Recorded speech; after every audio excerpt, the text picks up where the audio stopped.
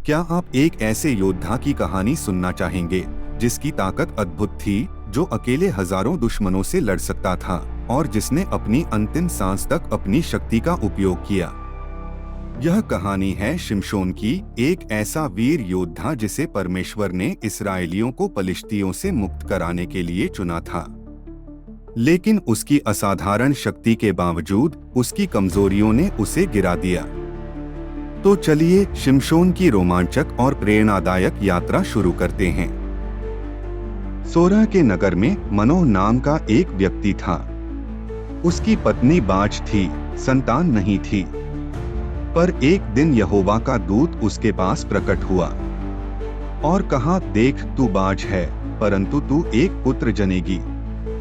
वह परमेश्वर का नाज़ीर होगा। उसके सिर पर कभी छुरा नहीं फिरेगा, क्योंकि वही इस्राएल को पलिश्तियों के हाथ से छुड़ाना आरंभ करेगा। जब यह बालक पैदा हुआ तो उसका नाम शिमशोन रखा गया। वह नाज़ीर कहलाया, जिसका अर्थ था कि वह अपने बाल कभी नहीं कटवाएगा, शराब नहीं पिएगा और परमेश्वर के लिए समर्पित रहेगा। जैसे जैसे शिमशोन बड़ा हुआ, उसमें एक अलौकिक शक्ति प्रकट हुई। वह साधारण मनुष्यों से कहीं अधिक शक्तिशाली था। एक दिन शिमशोन तिम्नाह नगर में गया। वहां उसने एक पलिश्ती स्त्री को देखा और उसके मन में प्रेम जाग उठा।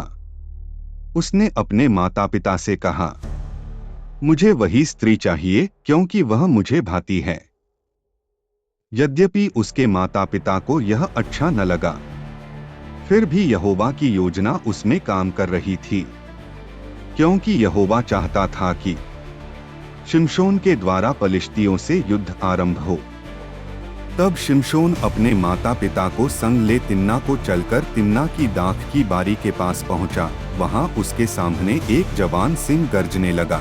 तब यहोवा का आत्मा उस पर बल से उतरा और उसके हाथ में कुछ न था, तो भी उसने उसको ऐसा फाड़ डाला जैसा कोई बकरी का बच्चा फाड़े। अपना यह काम उसने अपने पिता व माता को न बतलाया। तब उसने जाकर उस स्त्री से बातचीत की और वह शिमशोन को अच्छी लगी।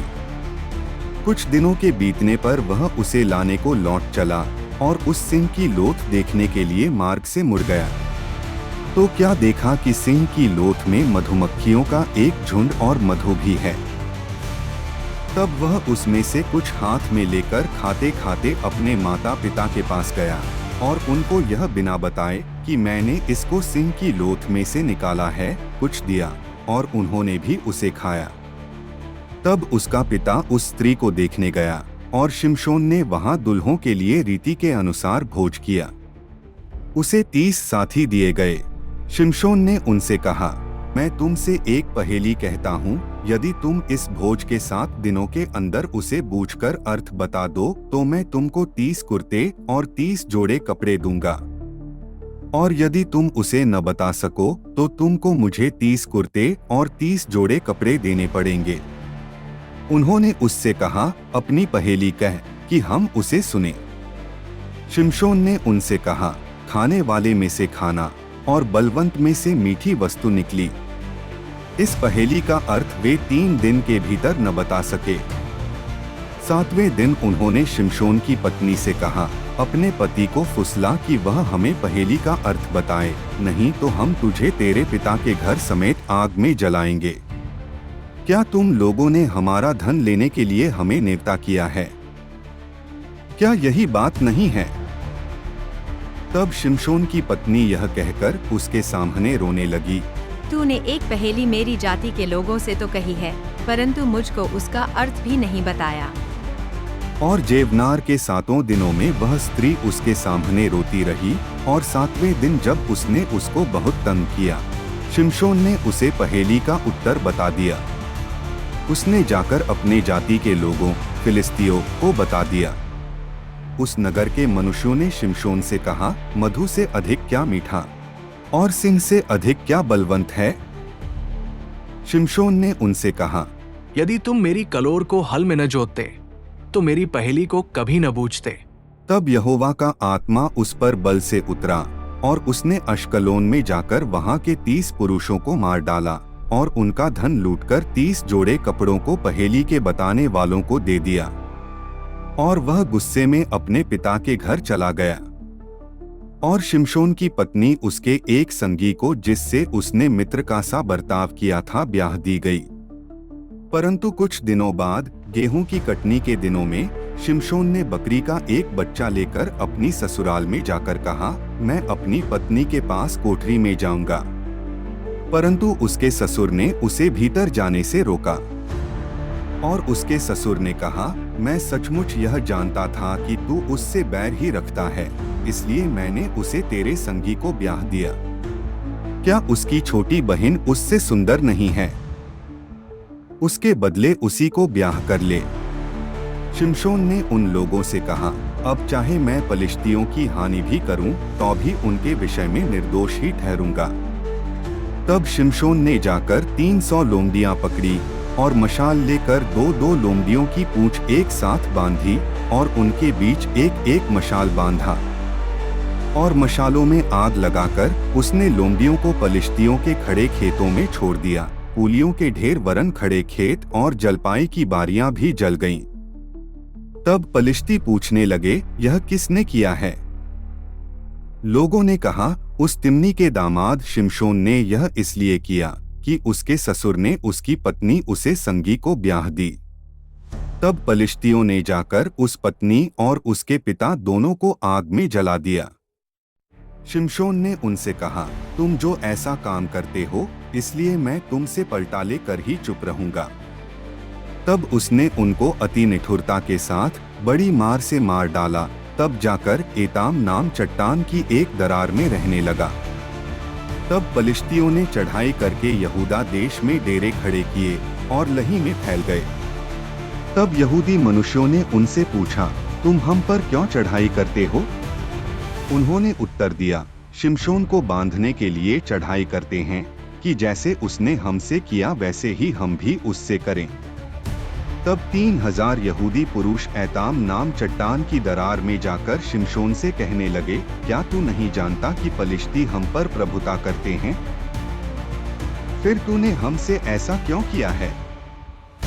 उसने उनसे कहा, जैसा उन्होंने मुझसे किया था वैसा ही मैंने भी उनसे किया है। उन्होंने उससे कहा, हम तुझे बांधकर पलिश्तियों के हाथ में कर देने के लिए आए हैं। शिमशोन ने उनसे कहा, मुझसे यह शपथ खाओ कि तुम मुझ पर प्रहार न करोगे। उन्होंने कहा, ऐसा न होगा, हम तुझे बांधकर उनके हाथ में कर देंगे, परंतु तुझे किसी रीति मार न डालेंगे। तब वे उसको 2 नई रस्सियों बांधकर उस चट्टान पर ले गए। वह लही तक आ गया था कि पलिश्ती उसको देखकर ललकारने लगे।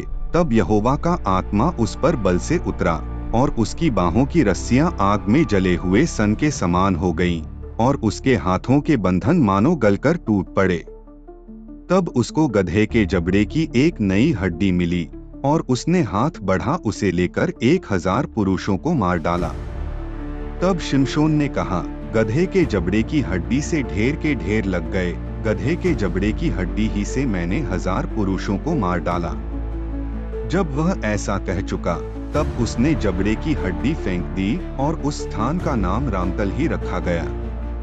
तब उसको बड़ी प्यास लगी और उसने यहोवा को पुकार के कहा, तूने अपने दास से यह बड़ा छुटकारा कराया है, फिर क्या मैं अब प्यासों मर के उन खतनाहीन लोगों के हाथ में पड़ूं? तब परमेश्वर ने लही में ओखली सा गढ़ा कर दिया और उसमें से पानी निकलने लगा, और जब शिमशोन ने पिया तब उसके जी में जी आया और वह फिर ताजा दम हो गया। इस कारण उस सोते का नाम एनहक कोरे रखा गया। वह आज के दिन तक लही में है। शिमशोन तो पलिश्तियों के दिनों में 20 वर्ष तक इस्राएल का न्याय करता रहा। तब शिमशोन अज्जा को गया और वहां एक वेश्या को देखकर उसके पास गया। जब अज्जियों को इसका समाचार मिला कि शिमशोन यहाँ आया है, तब उन्होंने उसको घेर लिया और रात भर नगर के फाटक पर उसकी घात में लगे रहे और यह कहकर रात भर चुपचाप रहे कि बिहान को भोर होते ही हम उसको घात करेंगे। परंतु शिमशोन आधी रात तक पड़ा रहकर आधी रात को उठकर उसने नगर के फाटक के दोनों पल्लों और दोनों बाजुओं को पकड़कर बेंडों समेत उखाड़ लिया और अपने कंधों पर रखकर उन्हें उस पहाड़ की चोटी पर ले गया जो हेब्रोन के सामने है।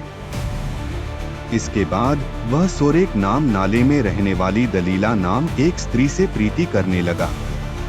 तब पलिश्तियों के सरदारों ने उस स्त्री के पास जाके कहा, तू उसको फुसलाकर बूझ ले कि उसके महाबल का भेद क्या है और कौन उपाय करके हम उस पर ऐसे प्रबल हों कि उसे बांधकर दबा रखें, तब हम तुझे 1100 टुकड़े चांदी देंगे।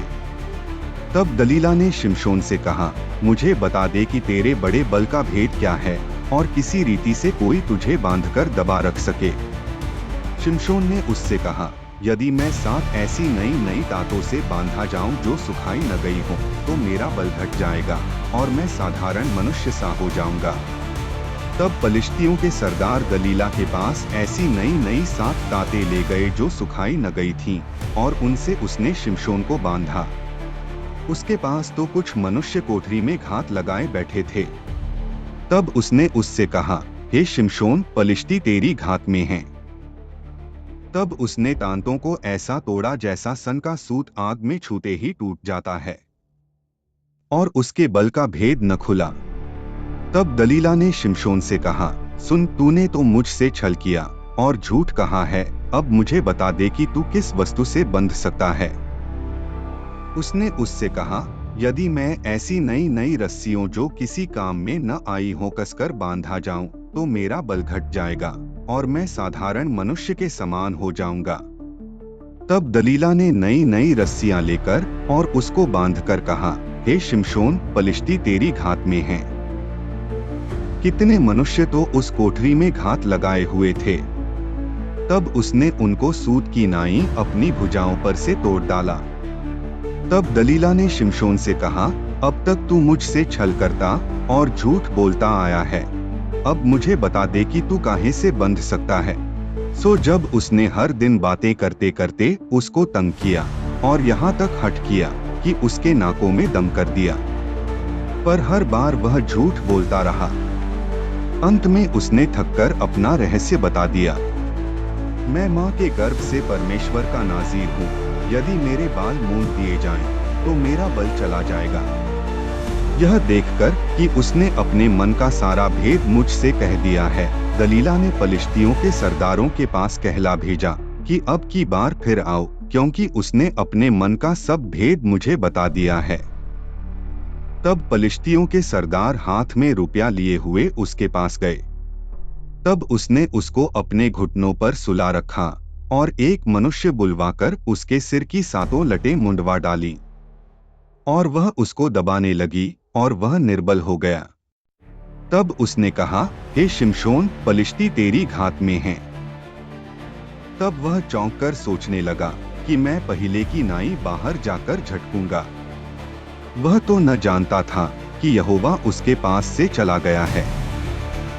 तब पलिश्तियों ने उसको पकड़कर उसकी आंखें फोड़ डाली और उसे अज्जा को ले जाके पीतल की बेड़ियों से जकड़ दिया और वह बंदीगृह में चक्की पीसने लगा। उसके सिर के बाल मुंड जाने के बाद फिर बढ़ने लगे। तब पलिश्तियों के सरदार अपने दागोन नाम देवता के लिए बड़ा यज्ञ और आनंद करने को यह कहकर इकट्ठे हुए कि हमारे देवता ने हमारे शत्रु शिमशोन को हमारे हाथ में कर दिया है।